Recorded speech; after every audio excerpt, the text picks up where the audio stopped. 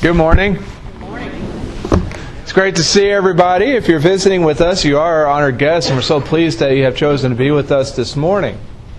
If you can't read that, what that says is we outsourced it to India, who outsourced it to China, who outsourced it to Korea, who outsourced it to Mexico, who outsourced it back to us. Outsourcing. Don't you love office work? Yes. We live in interesting times. We live in the time of the outsource.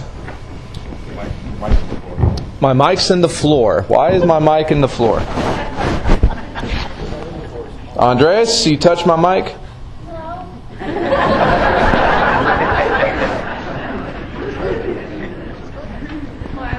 My mic got outsourced to the floor. So we live in a time of the outsource. We live in a time of, in business, in order to cut costs, in order to save some money, we will take jobs from other people and give them to people at a cheaper rate. This is how come that if you have phone issues, you can call up technical support and talk to somebody on the other side of the globe while you're trying to converse in English. It's a mentality which says, I don't have to do it. I can give it to somebody else to do, and they can do it for me. And it happens in business, and that's its own issue. The danger is, though, is that when it can happen in ministry, when it can happen with what we might call our Christian responsibilities. So surely something like that doesn't happen in the church. Yes, it does. Yes, it does.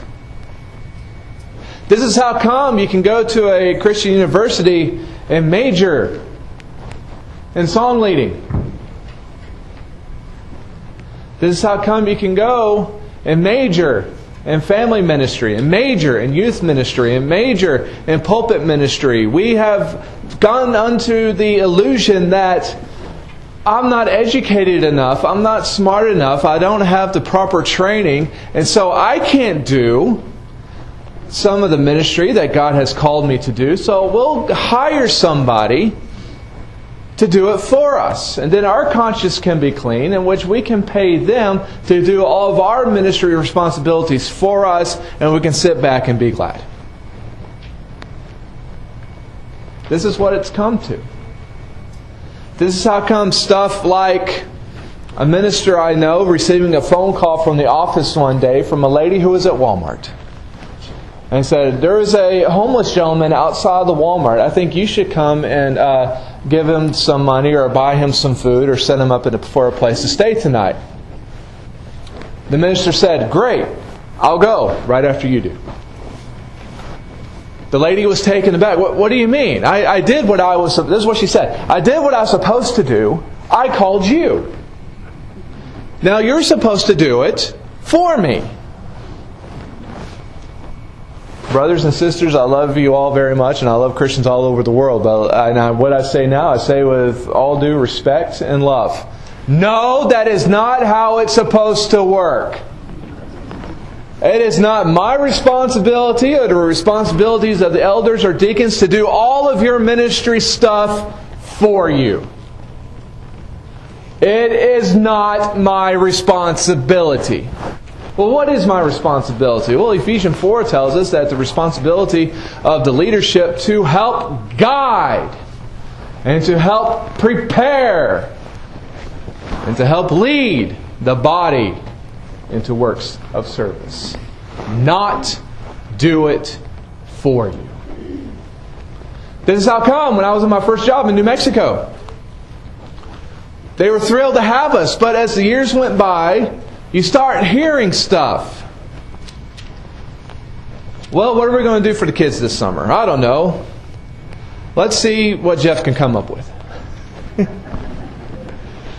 Somebody lost a family member. What should we do? I don't know. Let's see if Jeff's gone and seen him yet. We had this opportunity to help serve and to help bring people together. What should we do? How should we organize it? I don't know. Let's see what Jeff can come up with. The mentality came to, well, we hired a preacher. He can do it for us. Okay. There's not enough time in a day to do everything that we're supposed to do, let alone to have to do everything that the entire church family is supposed to do too. But we've been outsourced. We have a generation of churches that are outsourcing all their ministry opportunities and responsibilities to a couple of people. To the preacher and the youth minister, to the preacher and the youth minister and the elders, to the preacher, the youth minister, the elders, and the deacons. And we outsource it. And if something else comes down the pike, we need to create a new job with a new title so that we can outsource that responsibility to them as well.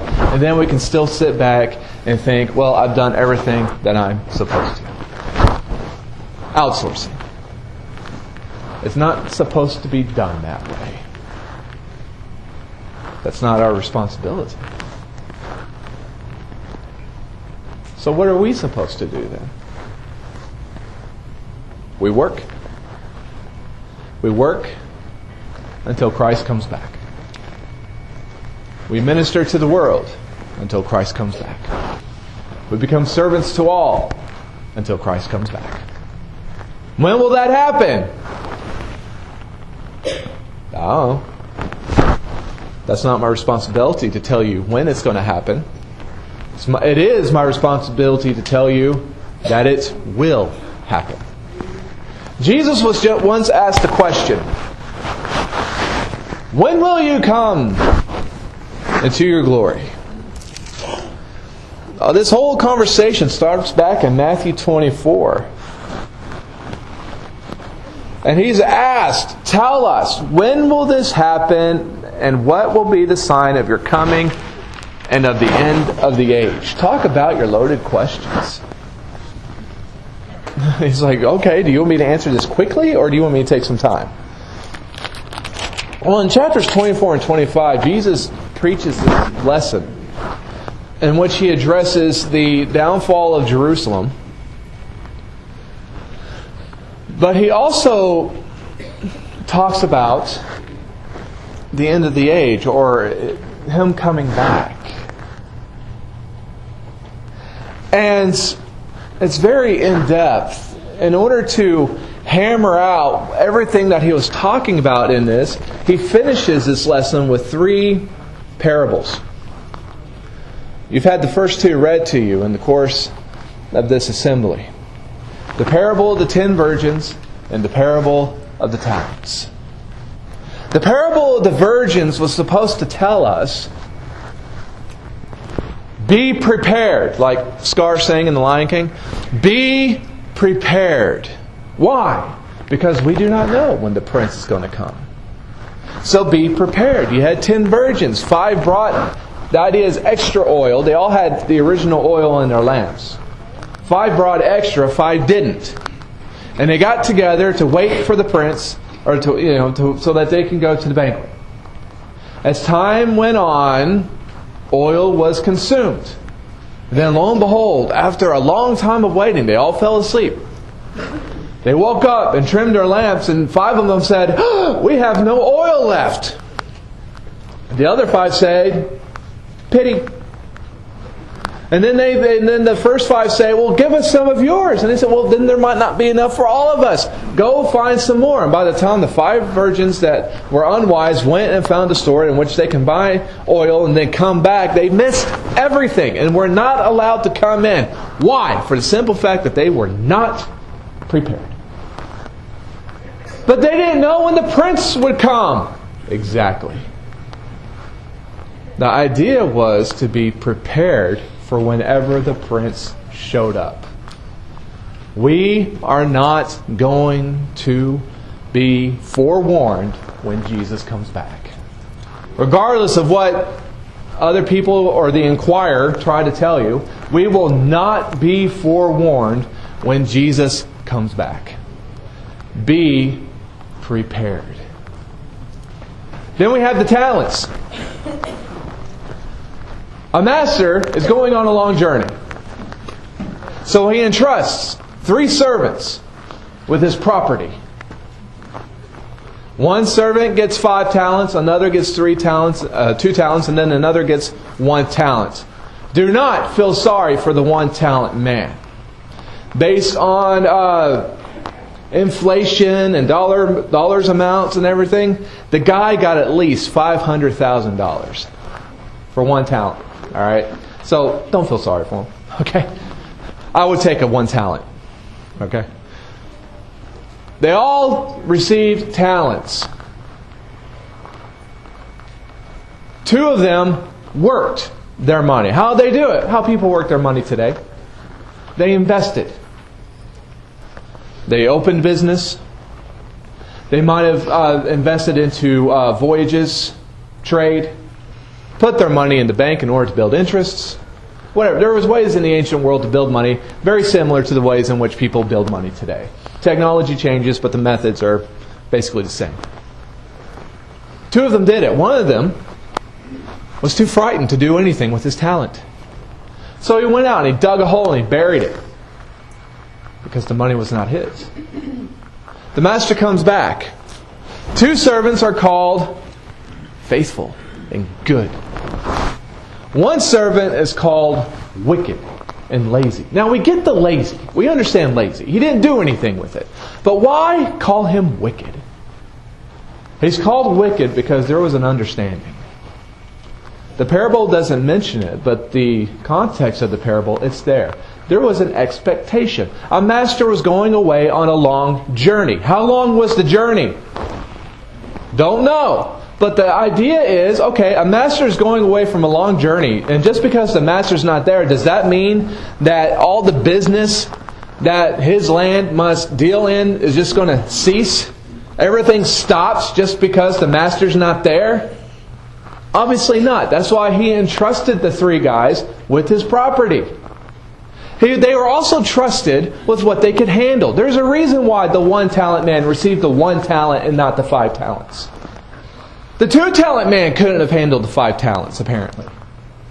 That's why the 5 talent man got 5 talents, and the 2 talent man got 2 talents, and the 1 talent man got 1 talent. Each got what they could handle.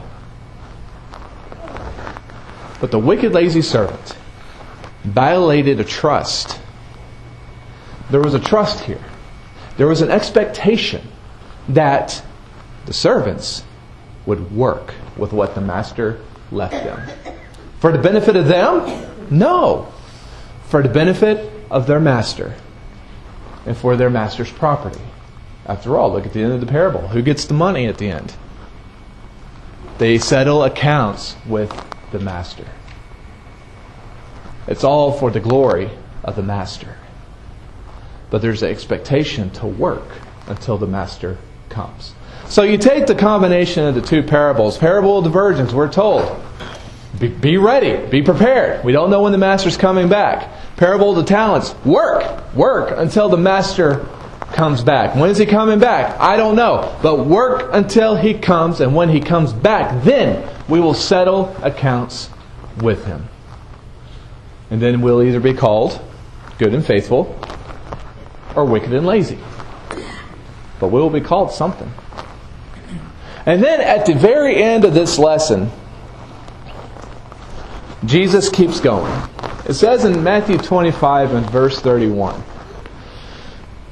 when the Son of Man comes in His glory and all the angels with Him, He will sit on His throne in heavenly glory. All the nations will be gathered before Him, and He will separate the people one from another, as a shepherd separates the sheep from the goats. He will put the sheep on His right and the goats on His left. When He comes in His glory, in other words, at the end of time, at the second coming, however you want to call it, when He comes back, all the nations will be called before Him, and we shall be separated one from the other, as sheep are separated from goats. This is what shepherds did in the evening. Sheep and goats, they might look the same, but there are some differences. Sheep can handle cold weather, goats cannot. They had to be separated at the end just so they could be kept in 2 different places, based on how they're able to deal with climate. There's nothing evil about goats. He's just using that as imagery. We're going to separate them, just like a shepherd would separate sheep and goats. Okay, well, since none of us are sprouting wool and none of us have ram's horns, how are we going to be divided one amongst each other? Okay. In verse 34, then the king will say to those on his right, Come, you who are blessed by my Father. Take your inheritance, the kingdom prepared for you since the creation of the world. For I was hungry, and you gave me something to eat. I was thirsty, and you gave me something to drink. I was a stranger, and you invited me in. I needed clothes, and you clothed me. I was sick, and you looked after me. I was in prison, and you came to visit me. And then the righteous will answer him, Lord, when did we see you hungry and feed you, or thirsty and give you something to drink? When did we see you a stranger and invite you in, or needing clothes and clothe you?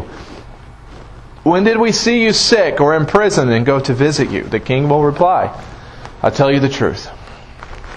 Whatever you did for one of the least of these brothers of mine, you did for me.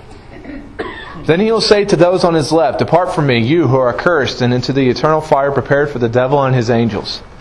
For I was hungry, and you gave me nothing to eat. I was thirsty, and gave you nothing to drink. I was a stranger, and you did not invite me in. I needed clothes, and you did not clothe me. I was sick and in prison, and you did not look after me. They also will answer, Lord, when did we see you hungry or thirsty or a stranger or needing clothes or sick or in prison and did not help you? He will reply, I tell you the truth. Whatever you did not do for one of the least of these, you did not do for me. Then they will go away to eternal punishment, but the righteous to eternal life. Sheep and goats, right and left. Serving, not serving. That's the mark.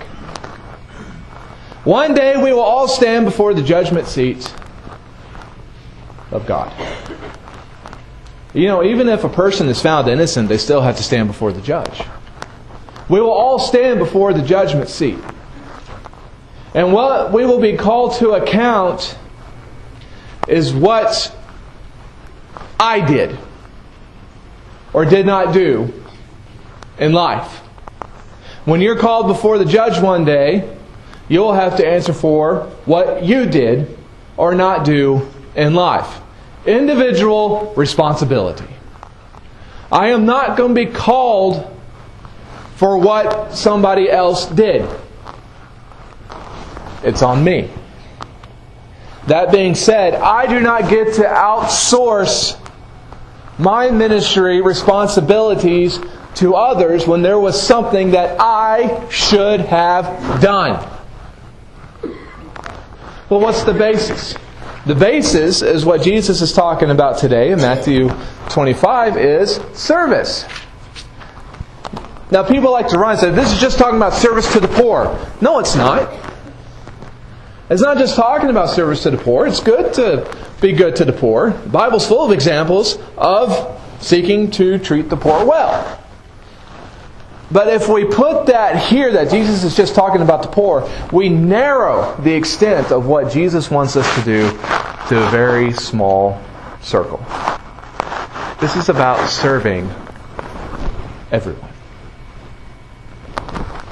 This is about taking the name of Christ everywhere through how we serve others.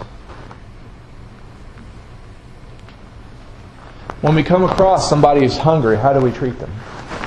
When we come across somebody who is thirsty, how do we treat them? I remember when I think of this thirsty, I find it interesting. Sometimes you see pictures of forest fires.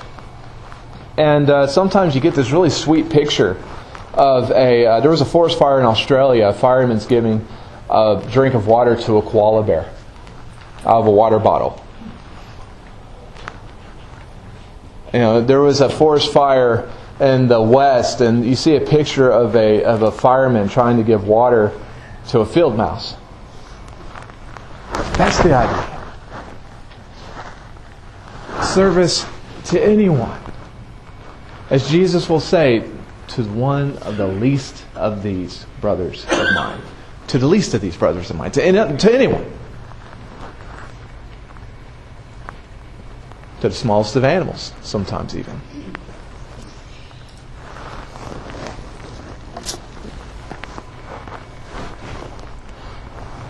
I was a stranger, and you invited me in. If you've ever been a stranger, if you've ever been alone, how good does it feel to be welcomed into a fellowship?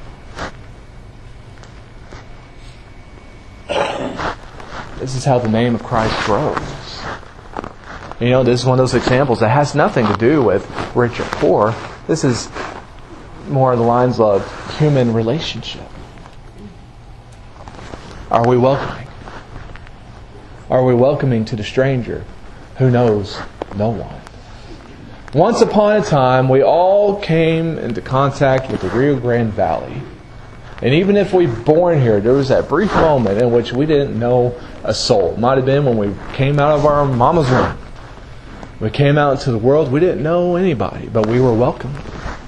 We were welcomed by family if we were born here. Maybe if we moved here, like my family did a couple of years ago. We moved here. We didn't know a soul down here. But we were welcomed. You know how good that feels? To be welcomed? To know nobody, but to be welcomed in is family.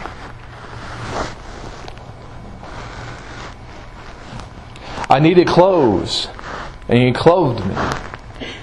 Sometimes you read about this, not just people who don't have anything, but sometimes people lost due to house fire or some other natural disaster, and they have nothing.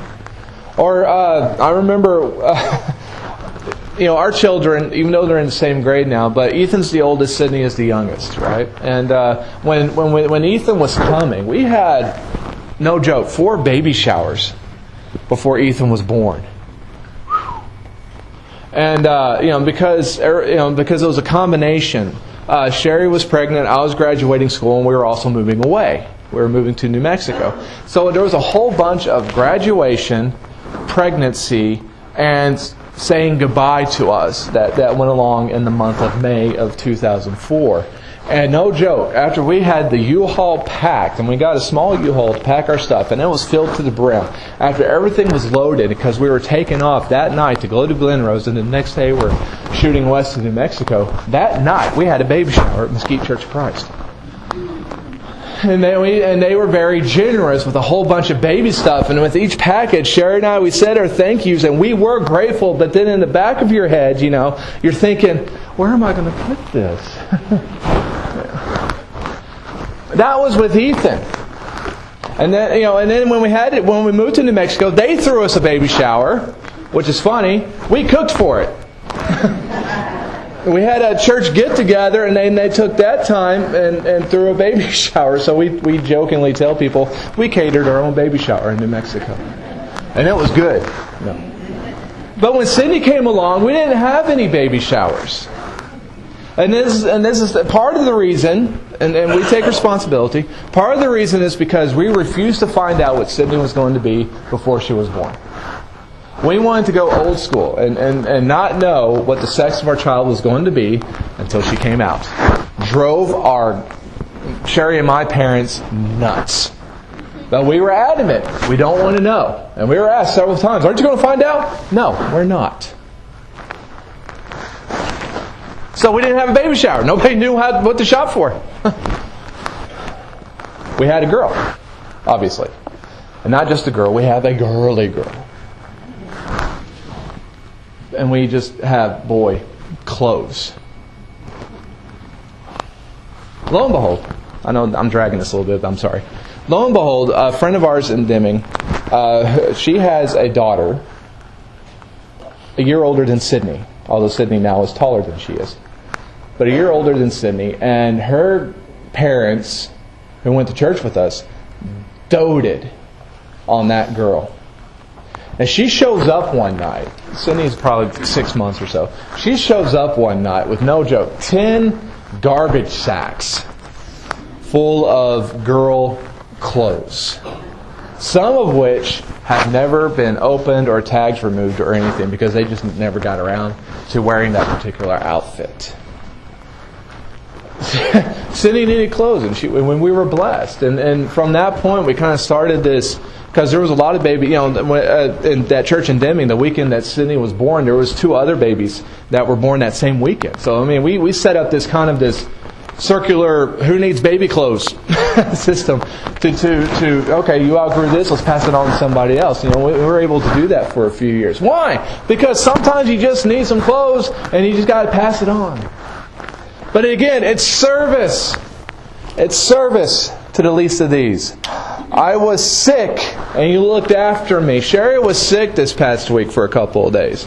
Tuesday she wasn't feeling herself, but Wednesday it really hurt her and really hit her in the gut. And she wasn't able to keep anything inside of her. It was one of those lovely visitations from the germ fairy.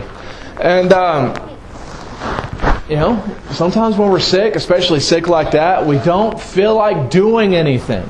Some illnesses we can carry on with life and just kind of hack our way through it and move on. Other illnesses knock us flat to our feet. And when those times are that we can only move as far from the bed to the couch, how are we going to live? Well, hopefully somebody's around, or at least somebody's willing to help look after us, just for the sake of looking out for us. It's service. Service to the least of these. I was in prison and you came to visit me. Prison can be a lonely place. Particularly back in the day. Modern prisons, I've never been to prison. But I've read about the ancient prisons, where they would just put you in a hole, basically. You get thrown into a dungeon and there you are. If you want any sort of basic necessity, you better be hoping that somebody on the outside is willing to come and see you and help you out a bit, and maybe even just talk to you for a bit. You came to visit, just to say hi. Keeping up the personal well-being of the person inside prison. That is the same today. Dan mentioned it in the adult class. I've written Christina, who's in prison right now, outside of Houston. Try to maintain a relationship with her. Why? Because she's from down here. Her home's down here. Everybody she knows is down here. She became a Christian here. And we're her spiritual family. When she gets out one day, she's going to be welcomed back here. But hopefully we talk to her before she comes home to let her know, if nothing else, that she has not been forgotten. Service to the least of these you have done to me. Now notice how the sheep and the goats, when Jesus tells them how it's going to come out, they're both surprised. In verse 37 it says, Then the righteous will answer him, Lord, when did we see you hungry or feed you thirsty and give you something to drink? When did we see you? In other words, they did all this and they didn't even realize they were doing it for Jesus. And that's when Jesus says, whatever you did for the least of these brothers of mine, you did for me. They didn't go around and wait to see somebody in a first century robe stop and help them out and say, that's Jesus. No, that's not how it works. It's by seeing somebody who's in need, seeing some way in which we're able to serve, seeing something that we can take upon ourselves and say, I am going to do this to the glory of God. That is service. And that is service that glorifies God. The goats, on the other hand, they were surprised too. When did we see you in any of these circumstances? Whatever you did not do for the least of these brothers of mine, you did not do for me. Every opportunity that they let pass and said, somebody else will take care of it. Every sick person that they read about in the bulletin, they thought they should call or that they should go visit. Somebody else can do it. Every person that they saw thirsty on the side of the road, and they say, well, maybe I should give him something to drink. And they thought, somebody else can do it. Every sick person or person in prison that they had the opportunity to visit and to lift up in some way, they thought, somebody else can do it. They missed their opportunity, and so they missed their opportunity to be with the King when He comes back. Because they did not look after the least of these what? Brothers of mine. We are all part of the family. Are we looking up for one another? Brothers and sisters, We all have responsibilities. We all have talents. We all have things that we are able to do. But are we doing them? Or are we just sitting back and thinking, I'm not smart enough. I don't have the training. I'm only here part of the year. Or any other excuse we can come up with. Okay. If we don't think we know enough, learn. I don't know enough Bible in order to teach a Bible class. Okay, well the Bible's been here for quite a few years. Let's pick it up and read it a bit, shall we? I don't have enough training. Okay. Allow me to throw this one at you. Have you ever met somebody who went to college, who came out of college, who wasn't worth much? Why do we think that we have to go to some sort of fancy school in order to learn how to teach the Bible to somebody? You know how they did it back in the day? They took somebody underneath their arm and they raised them up. It was done in-house. You want to learn how to do something? You know what? There are so many talents in this church family, it is scary. You want to learn how to do something? Latch on to somebody who knows how to do it and learn. I'm not even just talking about stuff here like teaching Bible classes and stuff of that nature. I'm talking about, if you feel like that you wish to be more evangelistic, but you feel like that you don't have the ability to speak to strangers or whatever, well, look, find somebody who's very social and ask them, how do you do that? I bet you they'll teach you. Or talk to you about it. Learn. Seek to develop. Seek to grow. We're not dead yet. And one day, we're going to meet the King. What are we going to say one day? Well, I didn't think I could do it. I just didn't have the ingrained ability. For crying out loud, the 5-talent man, the 2-talent man, they didn't show back up to the master with the 5 and the 2. They showed up with 10 and 4. Why? Because they worked their talents and their talents multiplied. We don't run out of talents. We start developing something, lo and behold, look at this. I'm not only able to do this, I'm able to do this other talent as well. Who knew? We wouldn't have unless we tried.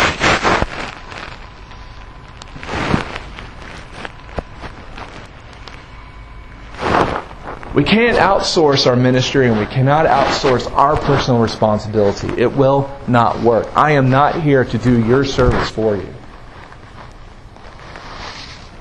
And neither are the elders and the deacons. But we are here to help. We are here to guide. We are here to help to develop. In any way we can. Because we love you. And we do want to see you succeed. And God also wants to see you succeed. But we will never succeed at anything if we are always too nervous or too scared or too intimidated or just have a whole bunch of I just don't want to even try in the first place. And it will not work when we stand before the Lord on that day. Brothers and sisters, may this year be the year in which we get more involved with each other and with our community that surrounds us. And may we take seriously the service in which we do, to the very least, to the brothers of Christ. May we seek to serve them for the benefit of the Master. One day, when I stand before God, I pray that He says to me, "Well done, good and faithful servant." I will have to answer for that. That is a choice that I make daily. But not just me. Everybody else in here. May we seek to be the holy nation. May we seek to be God's people, serving the very least of these.